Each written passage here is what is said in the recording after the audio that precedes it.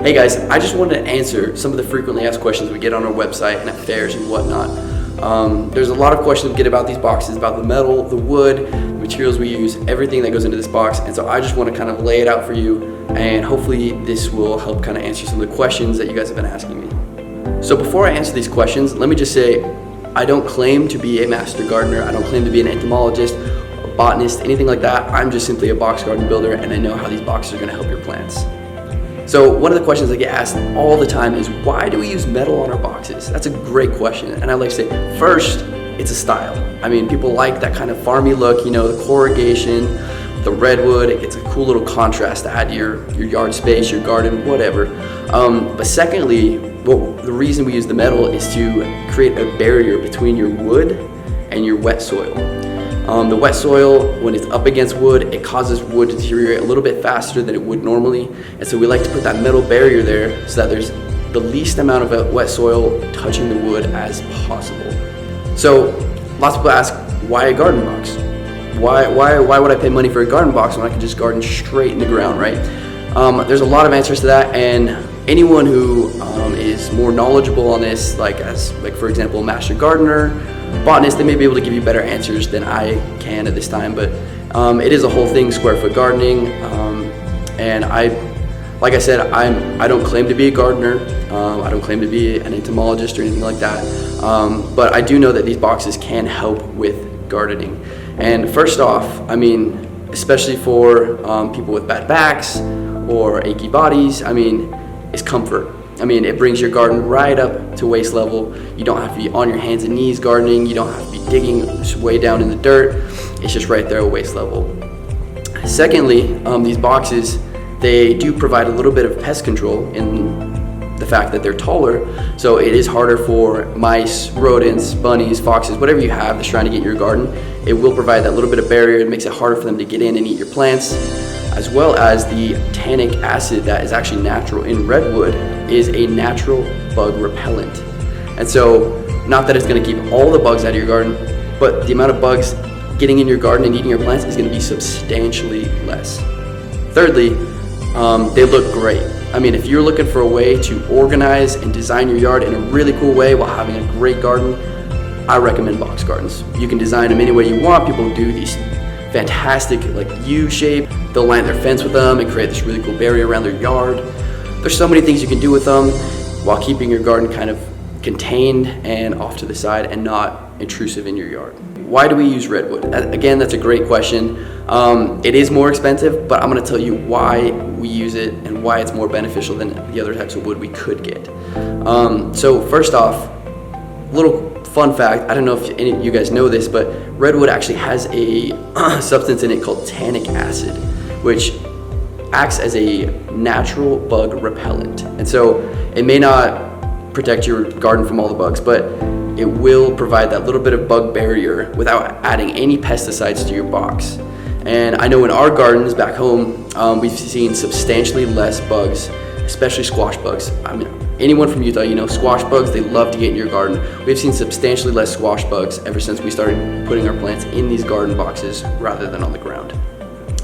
Secondly, redwood is a long-lasting outdoor wood. It's supposed to last up to 30 years in your yard, untreated, unstained, just as is. Thirdly, redwood looks beautiful. It is a beautiful wood. It's got this really nice red tone to it that mixes with that kind of lighterish color wood tone, and over time it turns this kind of like cool golden brown color once it gets like hit by the sun for a while. I mean, they're beautiful. It's a beautiful wood and they create beautiful boxes. Why aren't there bottoms on your box? Great question. So the first answer to that is drainage. We want your box to be able to drain properly in order for your plants to be healthy. Secondly, adding a bottom to this is going to cost so much money and it's going to make it so much heavier, and we want to keep those costs down for you guys. Thirdly, the bottom on the box, if it was made of wood, it's going to deteriorate faster than the rest of the box because the wet soil is right up against it and it's not going to add that much structure to your box. So another one of the questions we get is, isn't this box going to cost me a fortune to fill? Because they're huge and they're tall. And so our answer to that is always, if you try and fill it all with topsoil, yes, it's going to cost you a fortune. So don't fill it all with topsoil. What we recommend is when you're doing your spring cleaning in your yard, you get all your tree clippings, all your organic, decomposable yard waste, and you're gonna stick that in the bottom of your box, because that eventually is gonna, over time, compost. It's gonna turn into the raw organic material that's eventually gonna help your plants. And so we recommend doing a layer of that, and that's gonna help your plants grow. It's gonna save you money, and it'll cut down on the waste you get from your yard. What are the cover frames that we sell? Great question. So just looking at them, you may wonder what's the purpose of the cover frame, right? And we only sell a cover frame. We don't sell anything that goes on it, just because everyone is very particular about what they want to put on it.